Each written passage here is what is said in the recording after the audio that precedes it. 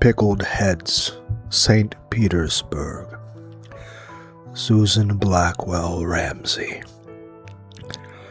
For years they floated in adjacent jars, 2 heads on a dusty storage shelf, abandoned in a black back room of the palace. Mary Hamilton and Charles Mons. We want to make things last. Salt, sugar, sun will work, and tannin from chestnut bark, and brains spread on the skins that toted them, and sometimes words, but new 200 years ago. These spirits of wine, fermenting's nature, but distilling's art. Not all steam is water, just as not all passions love. Boil wine, catch what evaporates. Trap that alcohol, and it preserves whatever you drop in. The head of your wife's lover, for example. Peter ordered his queen to display it on her mantle, or your mistress killed for infanticide. They say great Peter kissed the dead head's lips. The bodies sinned, the heads were saved. Don't be distracted by stories of Joaquin Murrieta glaring in a jar in California.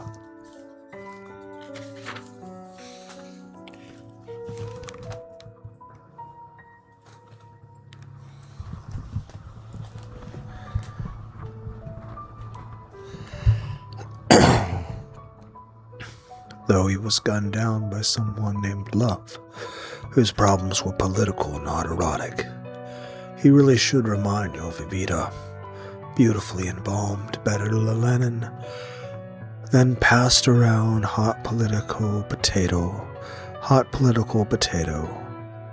hidden in attics, propped like a doll behind movie screen for weeks, deaths unfurling behind her, like a red scar from Isadora's car. And even if Jeremy Bentham's head was found once in a luggage locker in Aberdeen, once in the front quadrangle being used as a football by medical students, he died. A natural death, and landed in that cabinet, stuffed, propped, dressed, through his own will, wax head on his shoulder, catastrophe in the drawer. Still convinced utility was his goal. The uses the dead are put to by the living. Peter saved one for hatred, one for love, and they outlasted hatred, love, and Peter to come flip sides of death's 2-headed coin. Heads win.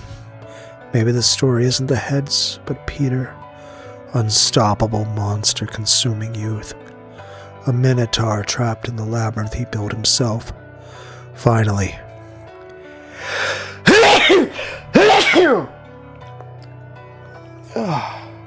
I had to sneeze.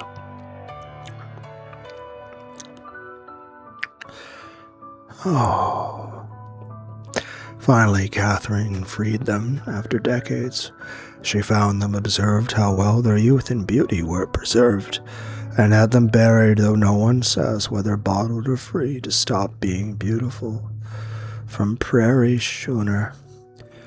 Turn by Keith Ratzlaff. The sky then was stapled shut, the day worming towards gray. I was walking through brown leaves, but this isn't about color. It's about the flat curve of spine. I found in the grass an arch of coyote or maybe dog. About the one vertebrae I brought home as a keepsake. And today my cat wants her chin rubbed. So badly she's fallen off the chair, made a fool of herself in front of me out of need, like the man who moved to town but found no one would love him for fixing the rickety house he bought, even though it was an eyesore, even though we all thought it was a good idea.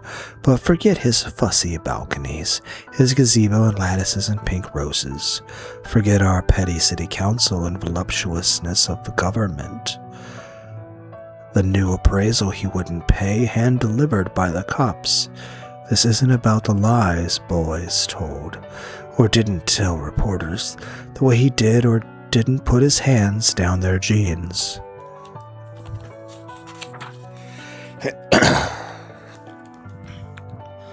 Or the crowbar he took to his windows. Then, or some hatred I feel for the small towns I've lived in. People all over the world make lives in small places, load their donkeys, wear their hats, cross the river to market and back, but forget the donkey. The air full of implosion, the Bible verses he sprayed red and black on the siding. Give them sorrow of heart, O Lord, thy curse unto them. Let death seize upon them, and let them go down quick into hell, for her wickedness is in their dwellings. God bless America.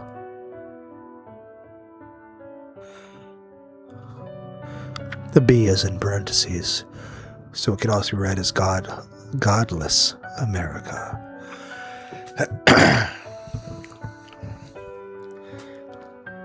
This isn't about the absolute angels of our street. The maps small towns are always misplaced on, or our big spring tulip festival, or the holes we dig the way our fathers dug them, or the way we crawl into them. This is about the last red words we wrung from him, the confession blotched on the alley side of the house. I am not a queer, I am not a faggot, when faggot is just the broken end of a string, a lump, a bundle, and queer is the twist in us, the turn, the oblique torch we light and lift like a lamp beside the open door. Think of the bone I found as representative of all bones, a congress of one. No matter which way I set it on my desk, a face looks out. The Lone Rangers, a buffaloes, a Spanish pilgrims, under a wide-brimmed hat, a prize fighters, a dogs, a one-eared rats, an ascendance angel. He wanted to be a citizen among strangers, but this isn't about democracy. It's about the open O of the spine. And this is who we are. A little story of armor and ego, a little thread strung through a few beads from the journal.